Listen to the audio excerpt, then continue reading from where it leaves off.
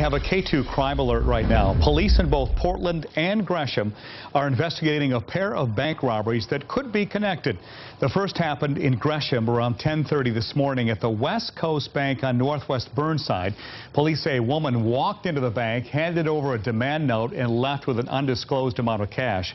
A couple hours later, Portland police responded to a bank robbery at the Bank of the West on Northeast Halsey. Witnesses gave police a similar description as the suspect in that Gresham robbery, a female in her 20s, about 5'6", with dark pants and a purple jacket. If you have any information on either robbery, call police. And we hear about bank robbers all the time. There's so many, it's easy for them to all run together. And that's why they get such creative names to help you remember and hopefully give tips to catch them. But as K2's Adam Gassimi shows us now, those names have a deeper meaning. Their names are unforgettable. The River Rat, Grandpa Bandit, Pepper Spray Bandit, even the Beastie Boys Bandit. I do my stuff. Named after a costume in the music video for the song Sabotage.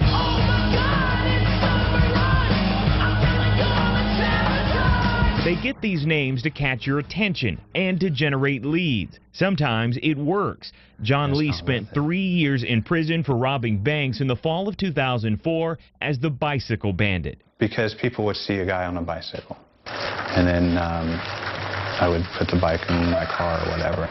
Sometimes their notoriety, like the Barefoot Bandit, grows to an international search and capture. Colton Harris Moore, a.k.a. the Barefoot Bandit. There's no real scientific process to how we name the bandits. Supervisory Special Agent Glenn Norling heads up the Portland FBI's violent crime program. His team often names serial robbers based on obvious physical traits, but those catchy names are not meant to be flattering. We don't necessarily want to do something that somebody might want to be called this bandit or something like that, something that might encourage them. The best example, Norling says, the Where's Waldo Bandit earlier this year, with 29-year-old Ryan Homsley's striking resemblance to the children's book character. With that very distinctive sweater and the glasses, that is something that generated a lot of information. The criminals that are out there give the FBI plenty of material to work with. Don Dickinson is the director of PSU's advertising management program and says there's really not a lot of difference when trying to make a criminal stand out or advertise the latest product, saying it's all about packaging to make you remember the bandit and hopefully call in a tip. In marketing and advertising 101, the product always wants to be relevant and have a benefit in it. The FBI estimates people who rob banks in the Portland area, especially when they have a name, will get caught 2/3 of the time. That's higher than the national average. But as we've seen, they don't always get it right. You put it all together, it was overwhelming that I couldn't have been there for most of it. Like when they arrested Bob Christie of Tillamook, thinking his sway made him the waddling bandit. Eventually, they let him go and paid a settlement for the mistake, later arresting the right man. It may not be an exact science, but for investigators, it's a chance to do something they don't always get to do.